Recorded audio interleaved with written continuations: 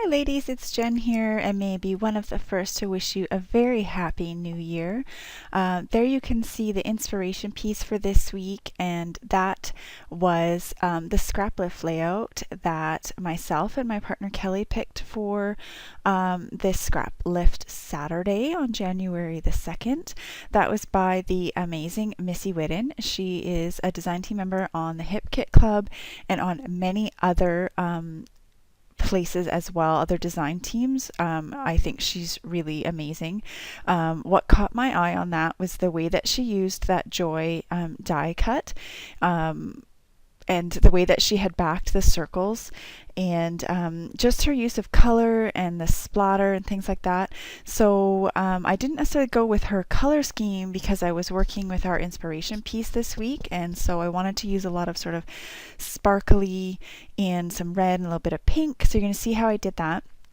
But to start with, I wanted the joy to really be something that drew your eye, just like it did in her layout.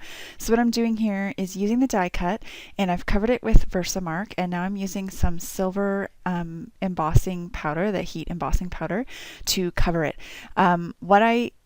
I'm not going to show you the whole process because, quite frankly, I hate watching that in other people's videos, so I cut it out. But what I did do is I dipped it in the Versamark and in the embossing powder probably 4 times or 5 times to really coat it. It's not 100% smooth and perfect, and that's okay. I kind of like the texture, so I did that. And then what I also did was I am backing it with some dark red cardstock so that you can see the red but in the holes, if that makes sense. Here also I had put gesso on the back of this paper, and I'm going to sprinkle it with 4 different colors. And again, I also cut that part out because I think it's really boring to watch because it took me a while. So I used the gold lame, I use the tinsel, which is silver. I use, I think it's sweet cherry, which is the red. And then I used, I believe, the primrose, which is the pink. And those are all the Heidi Swap color shines. So here's the photos that I'm using. These are lights in a winter garden that we went to. And I felt like there was a lot of color in those. And so sticking with sort of the neutrals and the metals with a little bit of red and a little bit of pink, I thought like the photos really bring your eye in because of the neutrals. I'm not usually very much of a neutral color scheme. I really like color, so I won't say this was a challenge because I think it worked quite well with these photos, but I guess it was a bit of a challenge for me to really stick with neutrals, if you can call metallics neutrals, which I think you can, because I think they go with everything, especially gold, because I love it. But there was these silver words also that came in my scrapbook kit for November, and so I wanted to use the gold and the silver together, and I think I pulled it off. Here I'm just doing a little bit of a lining strip on the top of my page. I'm using some pink washi, and that's gray washi, but I think it kind of comes off a bit silver, and you can't see most of it. I'm going to cover it up with a bit of a gold stripe, and I just wanted just to sort of have that strip on the top, and I'm going to put a little bit on the bottom too, just to kind of hold the layout together, if that makes sense. I just felt like it made quite a big difference on the layout having that there. So you're mostly reading that gold stripe, but there's a little bit of pink and the silver underneath it. And I'm going to put a little bit on the bottom. Sorry, it looks like I am totally off camera, but I'm going to take a little bit of the pink and the other side where I ripped that wide gold washi, and I'm going to put that on the bottom underneath the joy. Hopefully at some point I push it up and then you can see that. But you can see here all of those splatters that I did, and I gessoed first because I wanted just to tone down that paper a little bit. Even though it's really neutral, I just wanted even more to not necessarily really be reading the words. And also I just kind of did it in a circle in the middle of the page, again just to draw your eye into the photos. So it was a really light coat, and I just let it dry overnight. And I apologize, the photos at the end are not great because I just didn't have enough time, unfortunately, and that was my fault, to really get something heavy on there and try to get it flattened out to get a better picture. But you can pretty much see. So at the beginning there, I had done that joy die cut. I'd also done some words and I had inked those. If you're interested, I'm pretty sure I used cherry cobbler ink from Stamping Up. And I made them quite soft, and I had wanted them soft, and then I wasn't really liking them, but you're going to see I did something to them and it made them darker, and I was happy. But I don't want to give it away, it's a surprise. So I'm just fiddling around here with some die cuts that were in my kit and just trying to decide what I want to do and how much do I want to add to this. And so what I was kind of stuck, and I turned the camera off, and then I thought, one of my favorite people to watch videos for is Jen Scow, and or I think she's Crafty Jen on YouTube. I can't remember.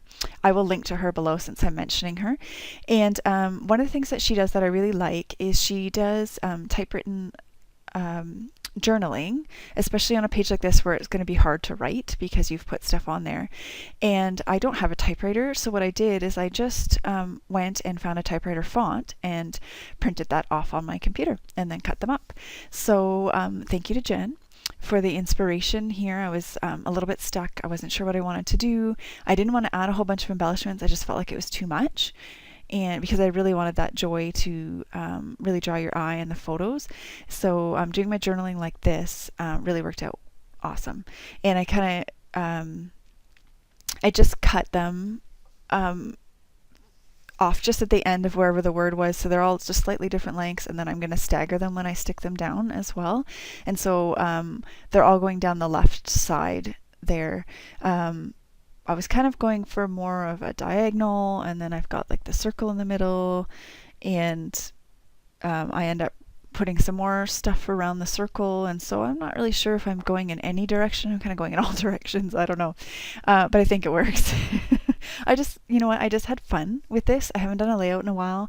I've done several sort of project life videos here, and other sort of project lifestyle things for other design teams I was on. So I really just wanted to sit down and scrapbook and have fun. So that's what I did, and it was fun. So I can't wait to get to do more scrapbooking soon and get some photos in. I've done hardly anything from the Christmas season, so I'm excited to do those. So I'm just, as I said, sticking all of these down, staggering them. I think that makes them look better. And here I'm just sort of making some final decisions. What do I want to stick down? What do I want to keep? What don't I keep? So I put those little trees down at the bottom. I just felt like it pulled a little bit of the black and white down to the bottom. And actually the very last line of my journaling, I ended up taking off the die cut that I had put down at the bottom, and I put my last line of the journaling down there. I just had to cut it in half to make it fit. And but you honestly, it just all ties together really well. It almost, it does look on purpose. I'm not sure if I am explaining myself well. I had used a specific die cut down at the bottom that was words, and these match so well that I think they look like they were part of that die cut pack, if that makes any sense. So I just like that contrast with the black and the white. And in the inspiration piece, there actually was that black and white contrast. And I thought to myself, oh, I'm not going to get that in, but that's okay. You don't have to use all of it. And then here I did end up getting that black and white contrast in as well. And there's lots of black in those photos, of course, because they were taken at night. So I think that really does pull your eye in. So I am just sticking everything down. I had originally planned to do that December memories both together along the top. It was just too long. So I ended up sticking the memories right there over top of the joy. And yes, it does go onto the photo a little bit, but I'm okay with that. And here I just needed to pull some of the silver because there's lots on the bottom right up to the top left. So I end up using these silver stars. I looked at those trees, there's trees and trees. There's just nowhere to stick them. They looked weird. They were kind of off to the side and hanging out by themselves. And so I used those stars, and I used 3 of them kind of surrounding my journaling. And then I did put one down at the bottom on top of that second kind of gold colored tree, just to kind of pull that element down to the bottom as well. So I kind of have the journaling on the top and the bottom, the gold top and the bottom, the stars top and bottom, and I think that helps. So this is what I did to help with these words, the December memories, is I pulled out my Wink of Stella pen, and it's really subtle, but it also kind of darkened them up a bit. They're not quite as dark as they look now, because it's dried, but it really did darken them up quite a lot, and it added a really pretty shimmer, which is really what I was going for with this. Was that inspiration piece. There was these really glittery ornaments and so much shimmer and shine, and so I just kind of wanted that everywhere, because the photos in this garden that we went to, like, there was just lights everywhere. It was so beautiful. There was lights in the trees. They had pointed those laser lights up into the canopy of these huge fir trees. I live on the west coast, so we had these huge fir trees, and it was just beautiful. Like, just really, like, you just walk around, you almost don't want to talk and just take it all in. It was gorgeous. So having that everywhere, that the sparkle, was really what I wanted to do. So I achieved that. I did the color shine sprinkles, and now I'm putting sequins on, and I'm following that circle that I made with the gesso. So I'm going to use some tiny gold sequins. I'm going to use some big and small silver sequins, and then I also pull in a clear and an iridescent sequin.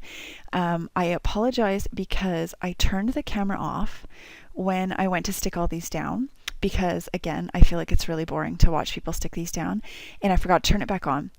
All that you missed, you'll see in just a second here, is I used a little bit of pink watercolor in certain areas, and it's really subtle.